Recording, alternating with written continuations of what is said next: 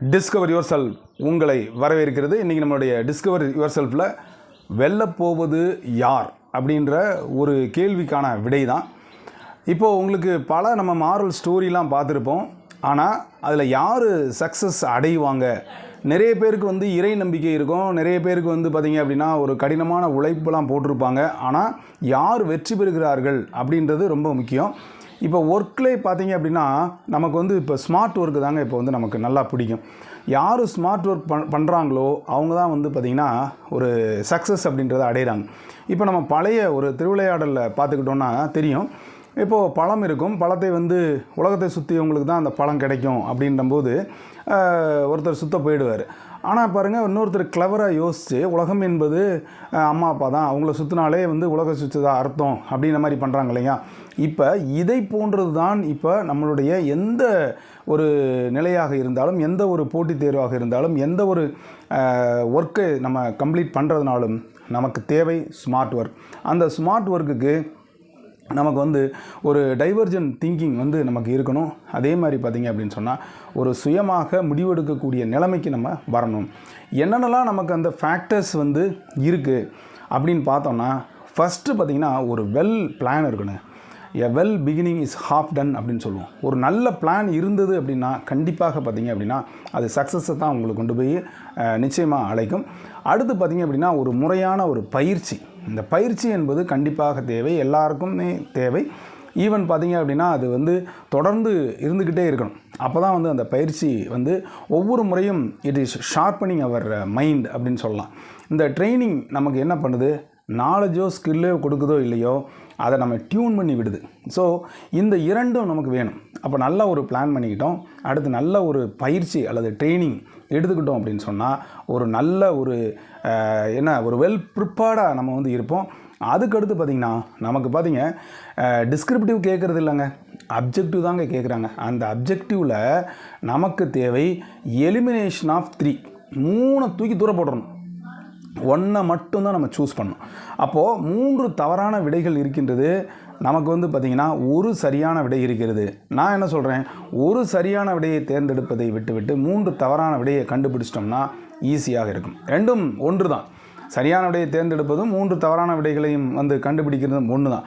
ஆனால் இது எல்லாத்துக்கும் பேஸாக அடித்தளமாக இருப்பது அப்படின்னு பார்த்திங்கன்னா ஒரு நல்ல ஒரு எஃபர்ட் நம்ம எப்படி போட்டிருக்கோமோ அதை பொறுத்து தான் முடியும். அது கன்ஃபியூஸ் பண்ணுற மாதிரி இருக்குது, கொஸ்டின்ஸ் கன்ஃபியூஸ் பண்ணுற மாதிரி இருக்குது அப்படின்லாம் எதுவுமே கிடையவே கிடையாது. Once you have sufficient and thorough knowledge in subject matter, definitely whatever may be the questions you are able to answer very easily. அப்போது அந்த கான்செப்ட் நம்ம உள்வாங்கி இருந்தோம் அப்படின்னு சொன்னாலே நிச்சயமாக ஜெயிச்சிடலாம். அது என்ன மாதிரி ஒரு கிரிட்டிக்கல் கொஸ்டினாலும் சரி, டெஸ்ட் ஆஃப் ரீசனிங் இருந்தாலும் சரி, அல்லது வெர்பல் டெஸ்ட்டாக இருந்தாலும் அல்ல நான் வெர்பல் டெஸ்ட்டு எதுனாலும் நம்ம பண்ண முடியும். இன்னும் பார்த்திங்கன்னா நமக்கு தெரியும், இப்போது இந்த கேம்பஸ் இன்டர்வியூலாம் நடக்கும். அதில் நிறையா பசங்க 1 லெவல் 2 லெவல் போவாங்க, அடுத்த லெவல் போக முடியாது. ஸோ அதுக்கு காரணம் என்ன அப்படின்னா அவங்களுக்கு அந்த டைவர்ஜென்ட் திங்கிங் இல்லை அப்படின்றதான், ஒரு விரி சிந்தனை இல்லை. அப்போது ஒரு கொஸ்டினை அதனுடைய கண்ணோட்டத்தில் மட்டுமல்லாது பக்கவாட்டு சிந்தனையோடு நீங்கள் அதை என்ன செய்யணும், ஒரு டைவர்சிஃபை பண்ணி கொண்டு போகணும். லேர்னிங் கர்வ் அப்படின்னு எடுத்துக்கிட்டிங்கன்னா உங்கள் மைண்டில் லேர்னிங் கர்வ் வரணும். அந்த 2 விதமான கர்வ் வரணும். எப்போ ஆரம்ப நிலை ஏற்படுது, எப்போ சுணக்கம் ஏற்படுது, எப்போ தேக்க நிலை ஏற்படுது, எப்போ கீழே வருது, அதில் எஸ்டைப் கோடுனா என்ன, அதுக்கப்புறம் கற்றல் மாற்றம் எப்போல்லாம் ஏற்படுது, பாசிட்டிவாக ஏற்படுதா நெகட்டிவாக ஏற்படுதா, அந்த ஆசிஸில் 0லேருந்து போகக்கூடிய அந்த 0A ஏன்னா இது முழுசும் உங்கள் மைண்டில் இருந்துச்சுன்னா எந்த மாதிரியான கேள்விகளையும் கேட்க முடியும். அடுத்து இந்த லேர்னிங்க்குன்னு சொல்லிட்டு தியரிஸ், கோட்பாடு அல்லது பிரின்சிபல்ஸ் சொல்லியிருப்பாங்க இல்லையா, அது அப்போது ஒரு முறை நம்ம ஒரு கேள்வி அல்லது ஒரு கான்செப்டை படிக்கும் பொழுது அந்த கான்செப்டோடு தொடர்புடைய என்னென்ன மாதிரிலாம் கேள்விகள் கேட்பாங்கன்னு நாமளே ஒரு யூகிச்சுக்கிட்டோம் அப்படின்னா கண்டிப்பாக ஜெயிக்க முடியும். நானே சொல்லுவேங்க, இப்போ நம்ம இதில் ஏற்கனவே பழைய பேட்சஸ்லாம் கொடுத்துருக்கேன்.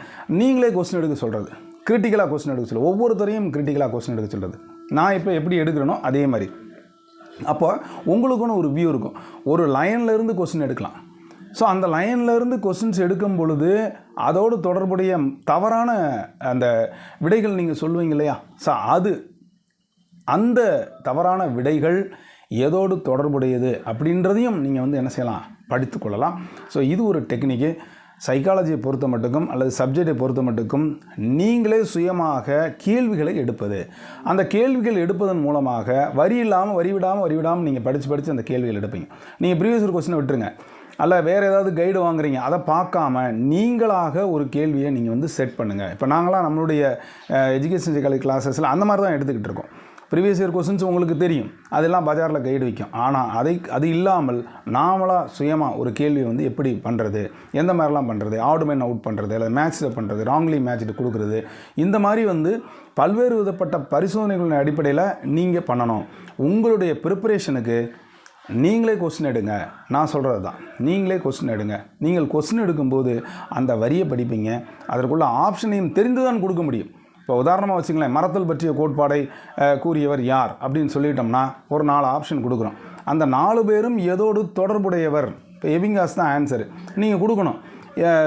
ஏஎஸ் நீல் கொடுக்கணும். ஸோ அப்போது உங்களுக்கு ஞாபகம் வரணும், கோடைமலை பள்ளி ஏஎஸ் நீல் அப்படின்னு நம்ம தெரியணும். அதே மாதிரி psychoanalytical theory Carl Jung இருக்கிறாரு, அவர் வந்து எதோடு தொடர்புடையவர். இப்படி படிக்கும்போது உங்களுடைய பக்கவாட்டு சிந்தனையோடு, உங்களுக்கு ஒரு விரி சிந்தனையோடு நீங்கள் படிப்பீங்க. மைண்டில் வந்து இருக்கும். ஒரு யூனிட் இருக்குது, அந்த யூனிட்டில் 50 கிரிட்டிக்கல் கொஸ்டின் எடுங்க. 50 × 4 200 கிரிட்டிக்கல் கொஸ்டின் ஆகிடும். அந்த 4ன்றது அந்த 4 ஆப்ஷனுக்கான விடையும் உங்களுக்கு தெரிஞ்சிருக்கணும். அப்போது 200 ஆகிடுச்சுங்களா? எல்லாம் ஒரு 8 யூனிட்டுக்கும் நீங்கள் எடுத்துட்டிங்கன்னா எந்த மாதிரி கேள்விகள் கேட்டாலும் கண்டிப்பாக வந்து உங்களால் ஆன்சர் பண்ண முடியும். ஒரு சக்ஸஸுக்கான பிளானும் இதுதான். அப்போது உங்களுடைய விரி சிந்தனை என்பது நாம் படித்து நோட்ஸ் எடுத்துகிட்டு நீங்களே கொஸ்டின் எடுங்க. அப்போது அந்த கொஸ்டினுக்கான ஆன்சர்ஸை நீங்கள் எழுதி பார்க்கும்போது எதுன்னு உங்களுக்கு ஈஸியாக புரிந்துவிடும். இப்படி தான் வந்து திங்க் பண்ணி எடுப்பாங்க. நானுமே பல்வேறு விதமான கேள்விகள்லாம் அந்த மாதிரி தான் கேட்பேன். பெரும்பாலும் வந்து இப்போ சேயிங்ஸு, கோட்பாடுகள் இந்த மாதிரியில் அதிகமாக கான்சன்ட்ரேட் பண்ணி கேட்குறதுனால அதற்கு முக்கியத்துவம் கொடுத்து படிங்க. ஐதர் சப்ஜெக்டாக இருந்தாலும் சரி, எஜுகேஷன் சைக்காலஜியாக இருந்தாலும் சரி. அதே மாதிரி ஜிகேயை விட்டுறாதீங்க, அதுக்கும் முக்கியத்துவம் கொடுங்க. அப்போது நம்மளுடைய படிப்பானது ஒரு நல்ல பிளானிங் இருக்கணும். அந்த பிளான்ங்கிறது டெப்த் நாலேஜ். அந்த டெப்த் நாலேஜுங்கிறது ஒரு வரிவிடாமல் படித்து நாமளே முக்கியமான பாயிண்ட்ஸை எடுத்து அதை கேள்வியாக மாற்றி வைத்து கொண்டால் கண்டிப்பாக வந்து சப்ஜெக்ட் நாலேஜ் கூடிரும். ஒரு நல்ல ஒரு பரந்த அந்த பாடத்தை பற்றிய முழு பொருளும் உங்களுக்கு தெரியும். நிச்சயமாக வந்து ஜெயிக்க உங்களால் முடியும் அப்படின்னு என்னால் சொல்ல முடியும். இது எந்த சப்ஜெக்டாக இருந்தாலும். நான் எந்த கோச்சிங்கும் போகலை, நான் அப்படி தான் படித்தேன். ஆனால் நிறைய நண்பர்களிடம் வந்து ஹெல்ப் கேட்பேன் எப்படின்னு. இருந்தாலும் நான் ஒரு அனாலிசிஸ் போடுவேன். ப்ரீவியஸ் இயரில் எப்படி கேட்டிருக்காங்க, ஒவ்வொரு வருஷமும் எப்படிலாம் கேட்குறாங்க, அப்போது அதனுடைய கடினத்தன்மை எப்படி இருக்குது என்பதை புரிந்து கொண்டு நாம் படித்தோம் அப்படின்னா நிச்சயமாக வந்து பார்த்திங்க அப்படின்னா ஒரு சக்ஸஸ்ஃபுல் பர்சனாக வர முடியும். ஒரு சக்ஸஸ்ஃபுல்லாக பர்சனாக வர்றதுக்கு நமக்கு ஒரு பக்கவாட்டு சிந்தனையோடு அந்த சப்ஜெக்டை பற்றிய அதிகப்படியான நாலேஜ் கண்டிப்பாக நமக்கு வேணும். அந்த நல்ல பிளானிங்கோடு பண்ணிவிட்டு நல்ல ஹிண்ட்ஸ் எடுக்கிறது, டெவலப்பிங் த ஹிண்ட்ஸ் மாதிரி ஹிண்ட்ஸ் எடுக்கிறது. அதே போன்று கிரியேஷன் ஆஃப் கொஸ்டின்ஸ், நீங்களே கொஸ்டினை வந்து கிரியேட் பண்ணிங்க அப்படின்னா நிச்சயமாக வந்து பார்த்திங்க அப்படின்னா ஒரு மிகப்பெரிய உங்களுக்கு நாலேஜ் உருவாயிடும். எந்த மாதிரி கேள்வி கேட்டாலும் உங்களால் ஆன்சர்ஸ் பண்ண முடியும். ஸோ இந்த டிப்ஸை நீங்கள் பயன்படுத்தி பாருங்கள். இதை உங்களுடைய அனைத்து சப்ஜெக்ட்ஸ் அந்த நண்பர்களுக்கும் ஷேர் பண்ணுங்கள், லைக் பண்ணுங்கள், கமெண்ட் பண்ணுங்கள். இது வரைக்கும் டிஸ்கவர் யுவர் சேனலை சப்ஸ்கிரைப் பண்ணிட்டு கொடுத்துற பெல் ஐக்கானை கிளிக் பண்ணிட்டு ஆளுங்கிற ஆப்ஷனை மறக்காமல் செலக்ட் பண்ணுங்கள். மீண்டும் அடுத்த ஒரு நல்ல அப்டேஷன் சந்திக்கிறேன். நன்றி, வணக்கம்.